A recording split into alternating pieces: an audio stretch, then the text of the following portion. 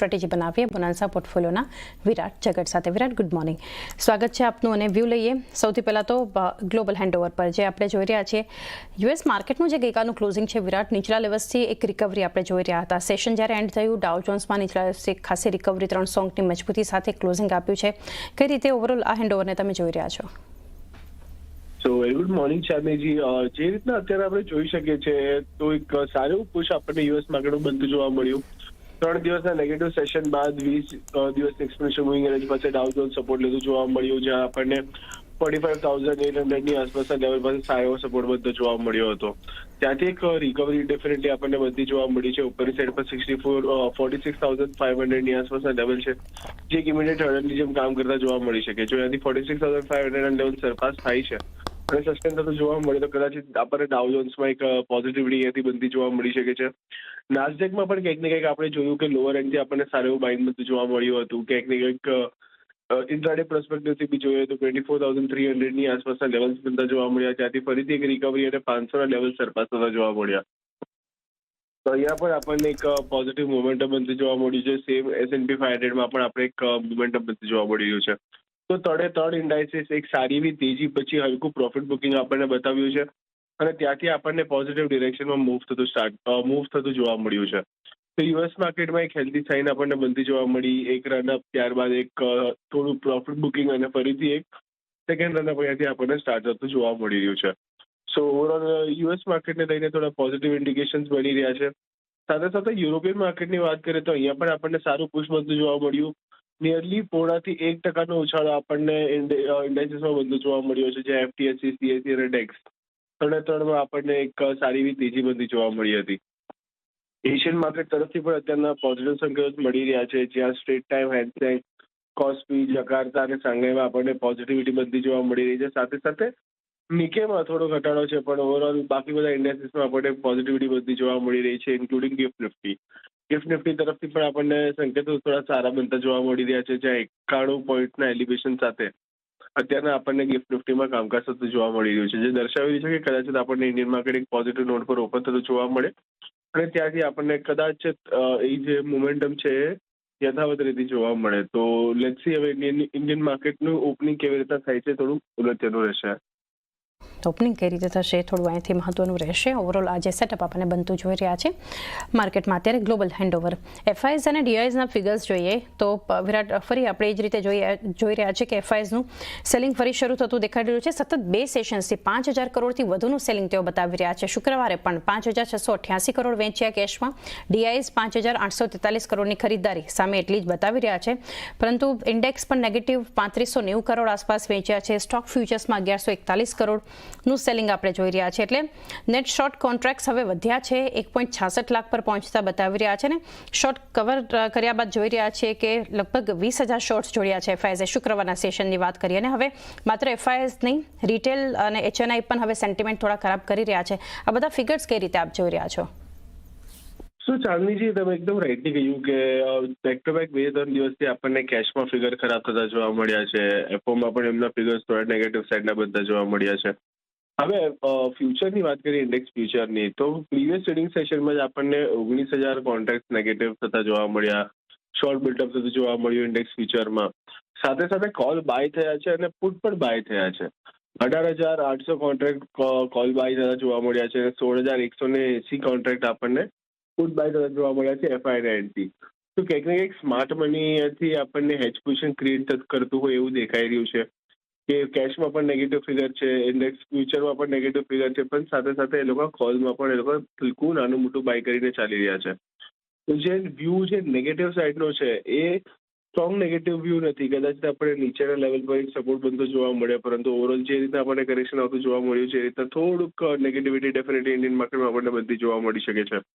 Stock ફ્યુચરની વાત કરીએ તો સ્ટોક ફ્યુચરમાં પણ અત્યારે આપણે જોઈ શકીએ છીએ કે નેગેટિવ સંકેતો બનતા જોવા મળી રહ્યા છે. નિયરલી 21,600 કોન્ટ્રાક્ટની આસપાસ આપણને એક નેગેટિવ ફિગર ક્રિએટ થતું જોવા મળ્યો છે.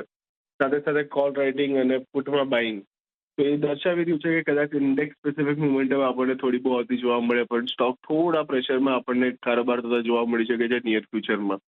તો સ્માર્ટ મનીનો વ્યૂ થોડો કન્ઝર્વેટિવ અહીંયાથી આપણને બનતો જોવા મળી રહ્યો છે. તો આવતા દિવસોમાં એફઆઈ અને ડીઆઈ ના ફિગર્સ પોઝિટિવ થાય છે કેવી રીતના થાય છે એ જોવાનું ઘણું અગત્યનું રહેશે. અત્યારે જે રીતના આપણને ફિગર્સ બધા જોવા મળી રહ્યા છે કોશિયસ વ્યૂ છે, ફ્લેટ ટુ નેગેટિવ મોમેન્ટમ આપણે એક્સપેક્ટ કરી શકીએ છીએ ફિગર્સના ડેટા જોઈને. તો એક વ્યૂ ઓવરઓલ આપણને ફ્લેટ ટુ નેગેટિવ અત્યારના તો જે ફિગર્સ આપણને બતાવી રહ્યા છે એફઆઈએસ એના પરથી નિફ્ટી માટે સ્ટ્રેટેજી બનાવી વિરાટ તો 24,654 જે ક્લોઝિંગ આપણને 1% ઘટાડા સાથે શુક્રવારે જોયું છે આપણને અને સતત નિફ્ટીમાં આપણને લોઅર હાઈ લોઅર લોઝ બનતા દેખાઈ રહ્યા છે લગભગ 6-7 સેશન્સથી. કોલ રાઇટર્સ 24,800 પર એક્ટિવ હતા, 24,900 અને 25,000ની સ્ટ્રાઇક પર. એક્ટિવ પુટ રાઇટર્સ 24,600, 24,400 અને 24,300 પર જોવા મળ્યા. કઈ રીતની હવે સ્ટ્રેટેજી હોવી જોઈએ નિફ્ટી પર વિરાટ? તો નિફ્ટીમાં આપણે જોઈ શકીએ છીએ કે છેલ્લા 7 ટ્રેડિંગ સેશનથી બેક ટુ બેક નેગેટિવિટી આપણને આવતી જોવા મળી છે, જેને કારણે કદાચ એક પુશ કે એક પુલબેક આપણને બનતું જોવા મળે. પણ જે રીતના અત્યારે આપણને ફિગર્સ બનતા જોવા મળે, જે રીતના મોમેન્ટમ બનતી જોવા મળી રહી છે, થોડો નેગેટિવ વ્યૂ બનતો જોવા મળી રહ્યો છે. 20 દિવસ અને 50 દિવસની એક્સપોનેન્શિયલ મૂવિંગ એવરેજની નીચે હાલમાં કારોબાર થતો જોવા મળી રહ્યો છે અને જે સ્ટ્રોંગ સપોર્ટ માર્ક હતો 24,800 નો એ બ્રીચ થઈને એની નીચે આપણને ક્લોઝિંગ આવતું જોવા મળ્યું છે. તો ક્યાંક ને ક્યાંક અહીંયાથી 24,800 નો લેવલ ઘણો ઇમ્પોર્ટન્ટ રહેશે. એ સરપાસ કરવો થોડો ડિફિકલ્ટ હોય તો જોવા મળી શકે છે આવતા દિવસોમાં. જ્યાં નીચેની સાઈડ પર આપણે ફરીથી એક્સપેક્ટ કરીએ છીએ કે પ્રીવિયસ જે સ્વિંગ લોઝ બન્યા હતા 24,400 સુધીના, ત્યાં સુધી આપણને કરેક્શન આવતું જોવા મળે જો અગર આપણને આ નેગેટિવિટી યથાવત રહેતી જોવા મળે છે તો કદાચ એક પુલબેક આવતું જોવા મળે. પરંતુ ઓવરઓલ સેલ ઓન પ્રાઇસની સ્ટ્રેટેજી તમે ફોલો કરીને ચાલી શકો છો. હમણાં જે રીતના ઇન્ડેક્સ માટે વ્યૂ બની રહ્યા છે થોડો નેગેટિવ સાઈડનો આપણે રાખીને ચાલવાની સલાહ રહેશે. ઉપરમાં 24,800ની આસપાસ તમે સ્ટોપ લોસ રાખીને ચાલી શકો છો. શોર્ટ ક્રિએટ કરવાની સલાહ રહેશે. અહીંયાથી 24,400 લેવલ્સ તમને નીચેની સાઈડ પર બનતા જોવા મળી શકે. તો 24,400ના ટાર્ગેટથી 24,800ના સ્ટોપ લોસથી તમે નિફ્ટીમાં એક નેગેટિવ આઉટલુક રાખીને કામકાજ કરી શકો છો.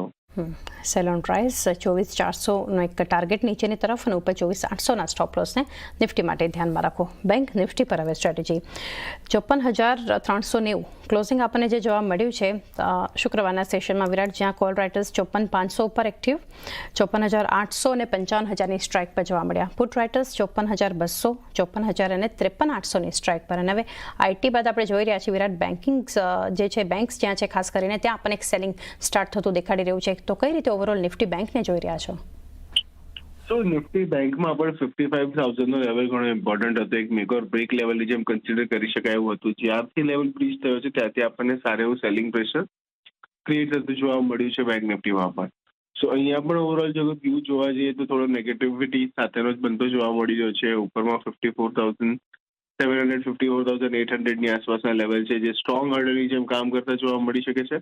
અને નીચેની સાઈડ પર વાત કરીએ તો 54,000 એક ઇમિડિયેટ સપોર્ટની જેમ કામ કરતું જોવા મળે. પરંતુ જો 54,000ના લેવલ બ્રીચ થાય છે તો નીચે 53,500 સુધીના લેવલ્સ પર તમને બનતા જોવા મળી શકે છે, જ્યાં આપણને પ્રીવિયસ સ્વિંગમાં પણ બનતા જોવા મળ્યા હતા. અત્યારના બંને જ ઇન્ડાઇસીસ એના ક્રિટિકલ લેવલ્સ પાસે આપણને કારોબાર કરતા જોવા મળી રહ્યા છે. જો અહીંયાથી આપણને નેગેટિવિટી યથાવત રહેતી જોવા મળે તો બંનેમાં આપણને સારું એવું કરેક્શન એક્સપેક્ટ કરીને ચાલી શકે છે. બેંક નિફ્ટીમાં પણ કદાચિત આપણને 54,000થી લઈને 53,500 સુધીના લેવલ્સ બનતા જોવા મળે. અને ઓન ધી અધર હેન્ડ 54,800 એક સારા હર્ડલની જેમ કામ કરતું જોવા મળી શકે છે. તો બેંક નિફ્ટીમાં આપણે પણ તમે એક ફ્લેટ ટુ નેગેટિવ આઉટલુક રાખીને કામકાજ કરી શકો છો. ફ્લેટ ટુ નેગેટિવ આઉટલુક 54,800નો એક સ્ટોપ લોસ અને 53,500 સુધી ટાર્ગેટ પહોંચતા બતાવી શકે છે નિફ્ટી બેંક માટે. સ્ટોક સ્પેસિફિક કોઈ એક્શન તમે જોઈ રહ્યા છો વિરાટ ટ્રેડિંગ કોલ્સ? યસ મેમ, જે રીતના અત્યારે આપણે જોઈ રહ્યા છે તો અશોક લેલેન્ડનું કાઉન્ટર મને અહીંયાથી ઘણું ગમી રહ્યું છે, કારણ કે હાયર લો સ્ટ્રક્ચર આપણને ફોર્મ થતું જોવા મળ્યું. અહીંયા પણ આપણને મોમેન્ટમ થોડું પોઝિટિવ થતું જોવા મળ્યું છે અને વીકલી ટાઈમ ફ્રેમ પર આપણને રેન્જ બ્રેકઆઉટ પણ બનતું જોવા મળ્યું છે. તો અહીંયા આપણે એક્સપેક્ટ કરી શકીએ કે એક જે પોઝિટિવિટી છે કે યથાવત રીતે જોવા મળે. ઉપરની સાઈડ પર તમે 150-155ના ટાર્ગેટ રાખીને ચાલી શકો છો. નીચેમાં તમારે 136ની આસપાસનો સ્ટોપ લોસ મેન્ટેન કરીને ચાલવાની સલાહ રહેશે. તો અશોક લેલેન્ડમાં તમે બાય કરીને ચાલી શકો છો. ઓવરઓલ જે રીતે માર્કેટમાં ગેપ અપ ઓપનિંગ દેખાઈ રહ્યું છે તો ફ્રાઈડે પણ અમે રિલાયન્સ ઇન્ડસ્ટ્રી કમેન્ટ કર્યો તો આજે પણ અત્યારે અમે રિલાયન્સ ઇન્ડસ્ટ્રી આપી રહ્યા છીએ. અમે કન્ટિન્યુ કરી રહ્યા છીએ સ્ટોક સાથે. 1370ની આજુબાજુનું ક્લોઝિંગ હતું. ઘટાડે યા તો કરંટ માર્કેટ પ્રાઇસ પર એક વખત માટે લોંગ કરવું જોઈએ. જે રીતના ઓવરઓલ ચાર્ટ પેટર્ન છે ફરીથી આ સ્ટોક 1410 સુધી આવે એવું અમને લાગી રહ્યું છે. સો 1410ના ટાર્ગેટ માટે રિલાયન્સ ઇન્ડસ્ટ્રી લોંગ કરો. 1360ના સ્ટોપ લોસ આપણે મેન્ટેન કરવાના રહેશે. બીજો જે આપણે લાર્સનની વાત કરી તો એલએનટી તો અમારા રડાર ઉપર છે. પોઝિશનલી પણ અહીંયા લોંગ કરી શકાય છે. ઇન્ટરડે પોઈન્ટ ઓફ વ્યૂ કોઈ પણ ઘટાડો આવે છે કરંટ માર્કેટ પ્રાઇસ પર લોંગ કરો. ઇન્ટરડે પોઈન્ટ ઓફ વ્યૂ એકાદ દિવસના પોઈન્ટ ઓફ વ્યૂ એલએનટી તમે 3700 ના સ્ટોપ લોસની સાથે લોંગ કરી શકો છો. ઉપરમાં અમને એવું લાગે છે કે 3800 સુધીના લેવલ એક બે દિવસમાં આપણને જોવા મળી શકે છે. તો 3800 ના ટાર્ગેટ માટે એલએનટી બાય કરવાનો રહેશે અને 3700 નો એક સ્ટોપ લોસ મેન્ટેન કરવાનો રહેશે. અને જો તમે પોઝિશનલી બાય કરવા માંગતા હો તો 3650 ની નીચેનો સ્ટોપ લોસ રાખો. 4000 સુધીના લેવલ્સ પણ એલએનટી માં આવી શકે છે. તો રિપીટ કરી દઉં, રિલાયન્સ 1410 નો ટાર્ગેટ, 1360 નો સ્ટોપ લોસ, એલએનટી 3800 નો ટાર્ગેટ, 3700 નો સ્ટોપ લોસ. સાયકલ રહેશે. સૌથી પહેલા એનાથી આપણે જોઈએ તો પીએસયુ ફ્રન્ટથી આપણો કેન બેંક રહેશે. કેન બેંકમાં આપણે જોઈએ એનાથી તો સ્ટ્રોંગ ફ્રન્ટ પર એનાથી જે હિસાબથી ઓઈની પોર્શન બનતા પણ જોવા મળે છે અને કન્ટિન્યુઅસલી આપણે જોશું તો છેલ્લા 4 થી 5 દિવસ અંદર વોલ્યુમ બી સ્ટ્રોંગ ફ્રન્ટ પ્રેડિક્શન થતા પણ જોવા મળે છે. ડેફિનેટલી આપણે જોશું તો ફ્રાઇડે સેશનમાં થોડુંક એવું એનાથી લિક્વિડેશન થતા પણ જોવા મળે છે. મેજરલી આપણે બધા કાઉન્ટરમાં થતા પણ જોવા મળે છે. બટ એનાથી આપણે જોઈએ તો રિસ્ક રિવોર્ડ ફેવરેબલ ઝોનમાં છે. કન્ટિન્યુઅસલી આપણે જોશું છેલ્લા 6 થી 8 મહિના કાઉન્ટર કન્સોલિડેશન ફેઝમાં છે. વીકલી મંથલી ચાર્ટ સપોર્ટિવ બનતા આપણને જોવા મળી રહે છે. લોંગની પોર્શન ક્રિએટ કરવાની સલાહ રહેશે. કેન બેંકમાં 113 નો સ્ટોપ લોસ રહેશે અને અપસાઇડમાં 130 ના ટાર્ગેટ્સ રહેશે. જે સેકન્ડ બાય છે એ છે એલએનટી. આ કાઉન્ટર અમે અમારા ક્લાયન્ટ્સને બી રિકમેન્ડ કરેલો છે મંથલી બેઝિસના હિસાબથી. કરન્ટલી એલએનટી આપણે જોઈએ તો એનાથી કન્ટિન્યુઅસલી ઓઆઈની પોઝિશન છેલ્લા 2 અઠવાડિયાની અંદર થતા પણ જોવા મળી છે. જે હિસાબથી આપણે જોઈએ તો 61.80% જે ગોલ્ડન રેશિયો ફિબોનાચીનો છે એ વીકલી ચાર્ટ પર બ્રેકઆઉટ આવ્યો. ત્યારબાદ આપણે જોશું તો વોલ્યુમ બી સ્ટ્રોંગ ફ્રન્ટ પર એડિશન થતા પણ જોવા મળશે અને 100% જે કમ્પ્લીશન અપસાઇડમાં થતા પણ જોવા મળે છે એ 3960 ના લેવલ પર થતા જોવા મળે છે. તો એનાથી અગર મિડ ટર્મ વ્યૂ હોય યા 2 થી 3 વીકનો વ્યૂ હોય તો મને લાગે છે 3960 4000 ના લેવલ આપણને એલએનટીમાં જોવા મળી શકે છે. સો લોંગની પોર્શન ક્રિએટ કરવાની સલાહ રહેશે. એનાથી સેટઅપ પોઝિટિવ લાગી રહ્યો છે. ડાઉનસાઇડમાં જે હિસાબથી આપણે જોઈએ તો એનાથી 3660 નો સ્ટોપ લોસ લગાડીને લોંગની પોર્શન ક્રિએટ કરવાની સલાહ રહેશે. જે પહેલો ટાર્ગેટ બની રહ્યો છે 3840 નો છે અને બીજો ટાર્ગેટ 3960 નો છે.